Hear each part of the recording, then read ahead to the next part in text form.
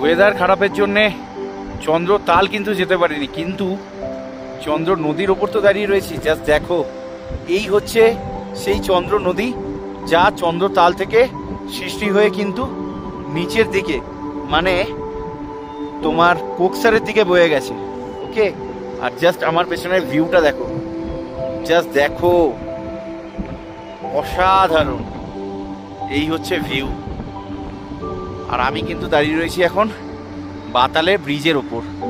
Just দেখো, এই হচ্ছে বাতালের ব্রিজ।